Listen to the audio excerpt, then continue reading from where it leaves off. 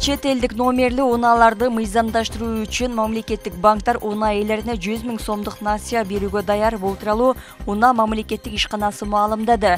Чечим процессти тездетүү максатында кабыл алынгандыгы айтылды. Өлкөдө Абхаз жана армян номерлүү унааларды легалдаштыруу 1 апрелден тарта башталган. Мыйзамдаштыруунун баасы 100 000 сом деп бекитилген.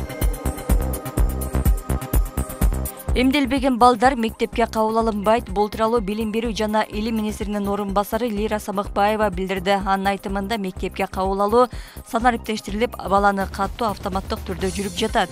Бирок бала эмдөөлөрдү алганы жана медициналык кароодон өткөнү боюнча маалымат кат кагаз түрүндө талап кылынат. Самыкбаева бул маалымат каттарды 15 августтан кийин мектепке алып баруу керектигин белгиледи.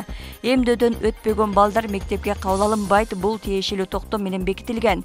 Келечекте бул медициналык маалымат каттарды автоматтык түрдө алуу боюнча иш жүрүп жатат, деди Самыкбаева. Ошондой эле электрондук күбөлүк менен мектепке каттоо дагы бириктирилип, окуучунун жеке маалыматтары дагы дароо толтурууларын кошумчалады. Баткенге бараткандар Өзбекстан аркылуу өткөндө унаасы караңгылатылганы үчүн $15 төлөп жатат. Бул тууралуу Дастан Бекешев парламентте маалымдады. Ал тышкы иштер министрине кайрылып, маселени жөнгө салууну сунуштады. Унаасынын арты караңгылатылганы үчүн $15 төлөшөт экен. Аны алыш үчүн кыргыз банктарынын биринин тиркемесин көчүрүп алышыптыр. Ал эми биз алардан албайбыз. Тим аркылуу ушуну сүйлөшүп, же алар албагандай кылыш керек, же биз дагы алардан $15 алалы. Муну өкмөттөр аралык макулдашуунун алкагында көтөрүү керек, деди Бекешев.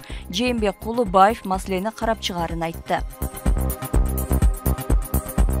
Россиядагы мигранттардын балдары мектепке кириш үчүн орус тили боюнча тесттин 90%-на туура жооп бериши керек. Бул тууралуу мамлекеттик думанын спикери маалымдады. Андагы маалыматтар боюнча мигранттардын балдары тестти ийгиликтүү тапшырыш үчүн 30%-на туура жооп бериши керек деген баштапкы сунушуна макул болушкан жок.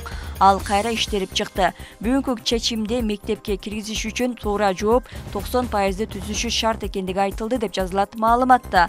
Мурдараак мигранттардын балдары 2025 жылдын 1 апрелинен тарта мектепте окушуу үчүн орус тилинен тест тапшыра баштаары маалымдалган болчу. Мындай жарлыкка Россия президенти Владимир Путин кол койгон.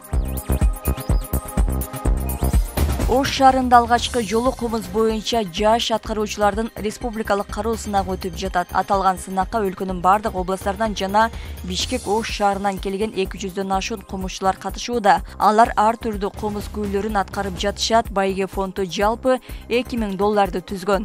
Сынак 2 күнгө созулуп, жеңүүчүлөр баалуу белектер менен сыйланат.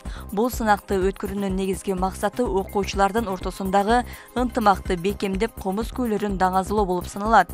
Иш жүрүшүндө атайын комузчулардын жөө жүрүшү дагы уюштурулган.